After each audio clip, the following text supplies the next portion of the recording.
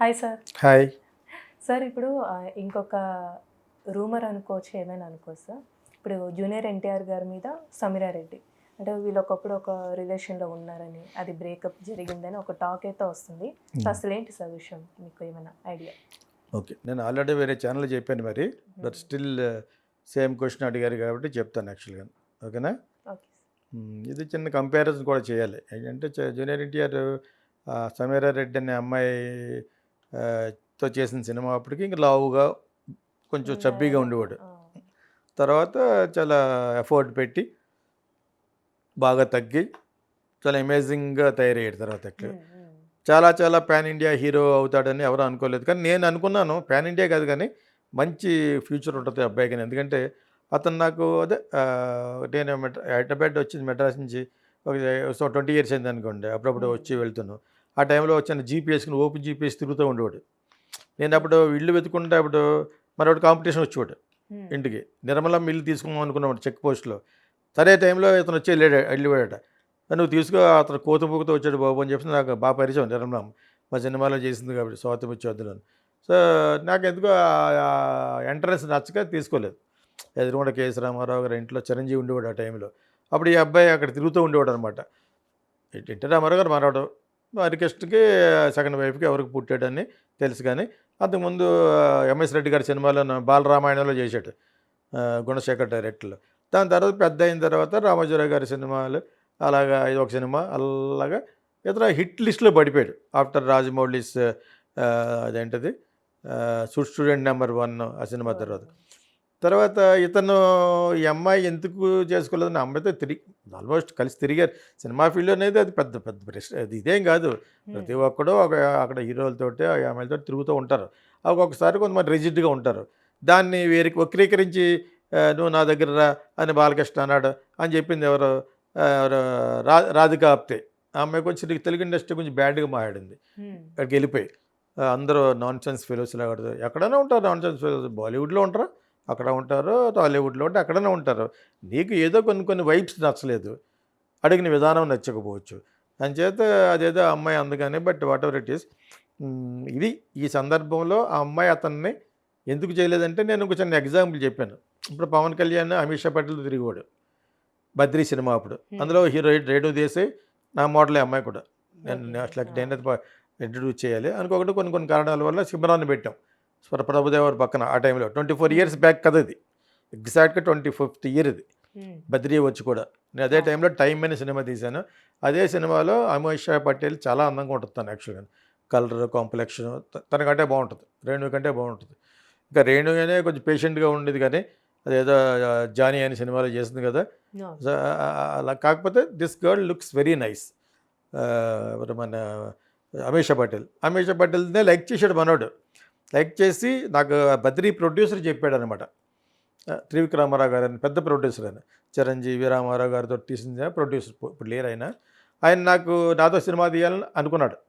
కోకిల్ లాంటి సినిమా తీయాలని వాళ్ళ అబ్బాయికి ఇష్టం, నెక్స్ట్ జనరేషన్కి ఇష్టం వెంటనే. ఆయనకి మటుకు రామారావు గారు చిరంజీవి వాళ్ళే. అర్థమైంది మీకు? అది వాళ్ళతో తీస్తే వెంటనే ఫైనాన్స్ వస్తుంది. అర్థమైంది. అప్పుడు నేను కొంచెం రిఫ్రెష్గా ఉండి ఒక ఎక్స్పెరిమెంటల్ డైరెక్టర్ కాబట్టి ఆయనకి అంత ముందుకు వెళ్ళలేకపోయాడు. నాతో చెప్పాడు ఆయన. అయినా నేను ఇక్కడ హైదరాబాద్ వచ్చినప్పుడు నా ఇంటికి వచ్చి తీసుకెళ్ళాడు. ఆయన ఇంటికి బంజారా హిల్స్లో అజారుద్దీన్ ఉండి ఆ ఇంటి పక్కన ఇంటికి స్థలం ఉండేది. దాని పక్కన నేను ఒక ఫ్లాట్లో ఉండేవాడిని యాక్చువల్గా. సో అప్పుడు సరదారా మాట్లాడుకుందాం డైరెక్టర్ అని తీసుకెళ్తూ ఉండేవాడు. అక్కడ ఇవన్నీ చెప్తూ ఉండేవాడు. ఏదో చెప్పాలి, idle men's brain devil's workshop లాగా వాట్ ఎవర్ హ్యాపెండ్ చెప్తూ ఉండేవాడు అనమాట. అప్పుడు ఈ పూరి జగన్నాథ్ గురించి అప్పుడే డైరెక్టర్ అయ్యి ఒక సినిమా హిట్ అయినట్టు ఉంది. అతను బయటికెళ్ళి మళ్ళీ ఖుషి అనే సినిమా జితేంద్ర కొడుకుతో తీయడం ఇవన్నీ చెప్తూ ఉండేవాడు. నేను వద్దన్నాను, అక్కడ వర్కౌట్ అవ్వదు ఈ సినిమా అని. నా మాట వినలేదు ఆయన. ఇన్స్టెడ్ మన ఇద్దరం కలిసి విజయ్తో తీద్దాం సినిమా అనేవాడిని యాక్చువల్గా. ఆల్రెడీ అది వేరే సెటప్లో వచ్చేసింది అక్కడ సినిమా. ఈయన తీసిన సినిమా బద్రీ గురించి చెప్తున్నాను, ఖుషి కాదు. బద్రీనే విజయ్తో తీద్దాం అనేవాడిని. అంటే ముందు జితేంద్ర రమ్మంటున్నాడు అని చెప్పేసి వాళ్ళ అబ్బాయి అటర్ ఫ్లాప్, అది అప్పులు కూడా పాలైపోయిన అది. సో అదే అతను చేయమని అతను మరి బద్రీ డైరెక్టర్ కుర్రోడ్డాడు మన పూరి జగన్నాథ్. అక్కడే కలిసి అక్కడే ఆయనే పరిచయం చేసి అబ్బాయికి నన్ను పూరిని. అప్పుడు ఏదో అన్నాడు, మీ సినిమాలు చూసేవాడు కాలేజీలో కిచిరాళ్ళు అయ్యి ఏదో అన్నాడు, అయిపోయింది. నాకెందుకు ఆయన చెప్పిన దాంట్లో సత్యం అనిపించిందంటే, అమీషా పటేల్ని హృదయపూర్వకంగా లైక్ చేసేట అతను. ఎవరు మన పవన్ కళ్యాణ్ లైక్ చేసి పెళ్లి చేసుకుంటాను, నువ్వు సినిమాలు ఆపేయమన్నాడట. ఆ పొజిటివ్నెస్ ఉంటుంది సాధారణంగానే. నేనేదో సినిమా వాళ్ళే తీసుకొని చెప్పేశాను చిన్నప్పుడే. అలా చెప్పిన వెంటనే ఆ అమ్మాయి ఒప్పుకోలేదు. నేను యాక్చువల్గా వేరే కంట్రీలో చదువుకుంటే ఇక్కడ ఎందుకు వచ్చానంటే, మై వాళ్ళ ఫాదర్ స్టాక్ బ్రోకింగ్ చేసేవారు. ఇతను కూడా అందులో ఇన్వెస్ట్ కూడా చేశాడు. ఆ లెవెల్కి వెళ్ళిపోయారు. ఎవరో మన పవన్ కళ్యాణ్ కూడా ఆ అమ్మాయి మీద ఉన్న దాని మీద వాళ్ళ ఫాదర్ పెట్టమనగానే ₹1,00,00,000 అప్పు చేసి కూడా పెట్టాడు స్టాక్స్లో, షేర్స్లో. దాని తర్వాత కూడా అమ్మాయి ఇతనితో నేను ఉంటాను కానీ బట్ నేను సినిమాలు మానను అని వీళ్ళిద్దరికి గొడవ వచ్చి ఆ అమ్మాయిని వెళ్ళిపోయింది. సినిమా అయిపోయిన తర్వాత దాని తర్వాత రేణు దేశాయిని ఆ అమ్మాయి మీద కోపంతో చేసుకున్నాడు. Not with real love as far as I no.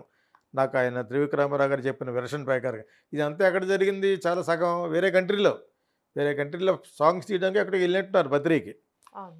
So ఆయన చెప్పబట్టి నాకు అది బికాజ్ ఈజ్ ప్రొడ్యూసర్, ఆయన మధ్యలో ఉండి గొడవ తీర్చాడు కూడా. మనవాడు చాలా ఎమోషనల్గా అయిపోయి చాలా ఇదిగా ఇచ్చేస్తే ఎవరో మన పవన్ కళ్యాణ్ అవన్నీ ఎందుకు చెప్పట్లేదు. అప్పుడు అంతా ఈయనే మధ్యలో ఉండి ఇదేంటిది పైకి రావాల్సిన టైంలో you should not do this అని కూడా చెప్పాను అని అన్నీ పవన్కి ఏం ఇష్టబోధ చేశాడు అవన్నీ చెప్పాడట. ఆ అమ్మాయి వెళ్ళిపోయింది కదా, ఎందుకు వెళ్ళిపోయింది? నిజంగా Pawan Kalyan deputy chief minister అయిపోతాడు, అతని సినిమా ఫ్లాప్ సినిమా కూడా జనం వస్తారు, అతను వెళ్ళాడంటేనే ఒక 2,00,000 మంది వస్తారా అని అంత పైకి వస్తాడని అతను ఆ అమ్మాయి ఊహించలేదు. ఈ పాయింట్ చెప్పడం కొసమేరి చెప్పడం అని చెప్పాను. అమీషా పటేల్ ఊహించుండి ఉంటే she should have been there. అప్పుడు కూడా నువ్వు మానేయ అంటే ఎందుకు మానుతారు? ఆ అమ్మాయి వచ్చింది సినిమా ఫీల్డ్లోకి వచ్చి ఒక లెవెల్కి వెళ్దామని వచ్చింది. అసలు సినిమా ఫీల్డ్కి వచ్చినప్పుడు మానమనకూడదు. హిట్టో ఫట్టో వాళ్ళే తేల్చుకోవాలి. ఈలోగా ఈ మధ్యన కొత్తగా వచ్చిన అమ్మాయిలు ఏం చేస్తున్నారు, డబ్బున్నవాడు దొరుకుతున్న ముసలోడనే చేసుకుంటున్నారు. నిన్న మన చిన్న ఆర్టికల్ చూశాను, కామ్లీని ముఖర్జీని ఒక 70 ఏళ్ళతో చేసుకుందని. ఇప్పుడు 70 ఏళ్ళు ఉంటాడు, అమ్మాయి చేసుకుని 20 ఏళ్ళే ఉంటుంది. అప్పుడు కాడికి 50 ఏళ్ళు, ఈ అమ్మాయికి 20 ఏళ్ళు ఉండి ఉంటాయి. వీడికి 70 వచ్చేటోడు ఈ అమ్మాయికి 40 వచ్చి ఉంటాయి. అది ఎవడో పెట్టాడు ఒక చిన్న రీల్లో, కామిలిని ముఖర్జీ జీవితాన్ని నాశనం చేసుకుందని. చేసింది కాదు, ఆ అమ్మాయికి ఇష్టమే చేసుకుంది. ఆ విధంగా చూపించావుల గోళ్ళను ఉన్నారు బొంబేలో అందరు చరిత్ర, ఇంక్లూడింగ్ కరీనా కపూర్. డబ్బులు ఎక్కడ ఉంటే అక్కడ చేసుకుంటారు. అర్థమైనప్పుడు ఎందుకంటే ఫైనల్ సెటిల్మెంట్ అది. అర్థమైందా? వీళ్ళు సంపాదించిన 10, 20, 30 కోట్లు ఉన్నా కూడా ఈ లెక్క రాదు. ఆడి దగ్గర 2,000 కోట్లు ఉన్నాయంటే ఆడి దగ్గరికి పోతారు. ఆ విధంగా వెళ్ళిన అమ్మాయి కరీనా కపూర్. సైఫ్ అలీ ఖాన్ అతను ఫస్ట్ నుంచి నవాబ్స్ కాబట్టి వాళ్ళ ఫాదర్ ప్రాపర్టీస్ అవన్నీ ఎప్పుడొకప్పుడు వస్తాయని చేసుకుంది. సెకండ్ హ్యాండ్ థర్డ్ హ్యాండ్ చూడరు, ముందు ఫస్ట్ హ్యాండ్ ట్రై చేస్తారు. కరీనా కపూర్ కూడా ముందు ఫస్ట్ హ్యాండ్ ట్రై చేసింది షాహిద్ కపూర్కి, వాడు వద్దన్నాడా. సో దాని తర్వాత విడిపోయింది. దాని తర్వాత బెటర్ గోఫరే వెల్ది ఒక డబ్బు ఎక్కడైతే అక్కడ వెళ్ళిపోవడం బెటర్ అని అందరూ అలా వెళ్తారు.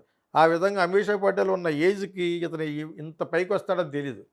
ఊహించాలి, బికాజ్ ఈ చిరంజీవి బ్రదరు అప్పటికే ఒక లెవెల్కి వచ్చేస్తుంది ఇమేజ్, సరమంటే వెళ్ళిపోతున్నాడు. అయినా కూడా love is different, love is blind అంటారు కదా. He fell in love with their. అతను వాటి హృదయపూర్వకంగా అడిగాడు. ఆ అమ్మాయి రిజెక్ట్ చేసింది కాబట్టి నీ పక్కన యాక్ట్ చేసే అమ్మాయినే చేసుకుంటానని ఆ అమ్మాయి చేసుకున్నాడు. అనుకోకుండా అమ్మాయి ఈ రేడియో దేశం చేసుకున్న తర్వాత అన్నీ ఫ్లాప్లే. ఇంట్లో కూడా లైక్ చేసేవారు కదా అమ్మాయిని. అర్థమైందా? సో నాకు మెయిన్ కావాల్సింది రేణువే యాక్చువల్గాను. బట్ జరిగింది మనం దాచకూడదు కదా. సో ఇదే thing happen to Sameera Reddy. She never పెద్ద అందగత్తే ఏం కాదు తను. అందగత్తే ఇప్పటివరకు ఉండాలి కదా. She not very smart. ఆ టైంలో వయసులో ఉన్న అమ్మాయిలు ఎవరైనా బాగుంటారు. అదే ఆ టైంలో అందం తప్పితే లాంగ్ స్టాండింగ్ స్టన్నింగ్ బ్యూటీ కాదు అమ్మాయి. ఇంకా అమీషా పటేల్ స్టన్నింగ్ బ్యూటీ. నిన్న మనం చూసాను with navel and all these things. ఇప్పుడు కూడా అలాగే ఉంది ఫిగర్. ఎందుకంటే చూసేసిన ఫేస్ కాబట్టి ఓల్డ్ అయిపోయింది అనుకుంటున్నాం కానీ she still looks very fit well Ameesha. ఈ అమ్మాయి అలా కాదు, ఎవరో సమీరా రెడ్డి అలా కాదు. ఇతన్ని అంత ఊహించుకోలేదు. నేను ఊహించుకున్నాను బాగా పైకి వస్తాడు అని, కానీ ఇంత పైకి వస్తాడని నేను మన ఛానల్లో కూడా చెప్పాను. నేను ఊహించలేదు. ఎందుకంటే హీఈస్ సకలకల్లా వలబడని. ఎందుకంటానంటే షీ క్యాన్ స్పీక్ 4-5 లాంగ్వేజ్. ఆ సినిమాకి ఆర్ఆర్ఆర్ ఏదైనా అన్ని భాషలో అతను చెప్పాడు. ఆర్ఆర్ఆర్ కదా, తర్వాత ఏదో వచ్చింది కదా మొన్న, అదేదో దేవరా, అన్ని భాషలో తనే చెప్పాడట. ఇక మదర్ టంగ్ కన్నడ వాళ్ళ అమ్మగారిది. ఇక తెలుగులో పెరిగాడు కాబట్టి తెలంగాణ తెలుగు మాట్లాడతాడు, మన ఆంధ్ర తెలుగు మాట్లాడతాడు. అక్కడే 2 కవర్ చేశాడు. తమిళ్ మాట్లాడతాడట, హిందీ మాట్లాడతాడట. లైక్ అంతకుముందు కమల్ హాసన్ అనుకునేవాడు నేర్చుకుని. కమల్ మాట్లాడేవాడు అలాగా. After Kamal Haasan junior NTR. So by all means he is eligible to be in that position. ఆ అబ్బాయి ఊహించలేదు, ఇంత సీన్ లేదు. ఏదో అన్నాడు, మోజు పడుతున్నాడు. అమ్మాయి అనుకుంటుంది మోజు పడుతున్నాడు అనుకుంటుంది. ఈలోగా చిరంజీవి ఆఫరు, ఇంకొక ఆఫరు, ఆ ఆఫర్ వచ్చేటప్పటికి ఎన్ని పోతాయి వీడితో ఉంటే అని చెప్పేసి వెళ్ళిపోయింది. అంతకు మించి ఏముంటుంది యాక్చువల్గా. She is the growing girl. కాకపోతే ఆ అమ్మాయి కరెక్ట్ కాయినింగ్ వేసి ఉంటే తెలుగులోనే బాగా ఎస్టాబ్లిష్ అయి ఉండేది.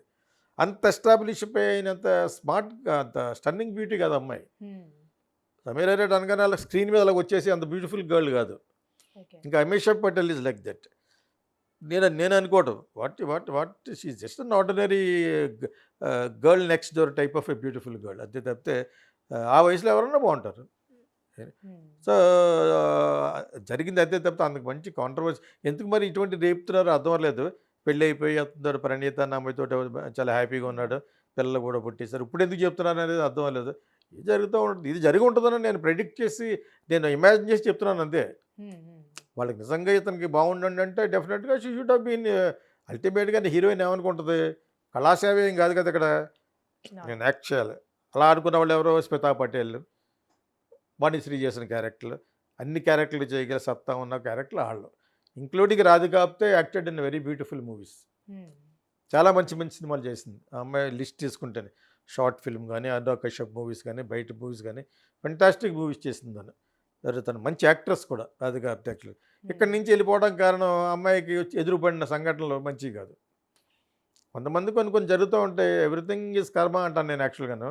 సో ఆ విధంగా అమ్మాయి పేరు రావట్లేదు, Reddy, Sameera Reddy, she missed this boy, మన జూనియర్ ఎన్టీఆర్. అంతే, అందుకంటే ఎక్కువ చెప్పుకోండి బాగోదు. Thank you so much sir.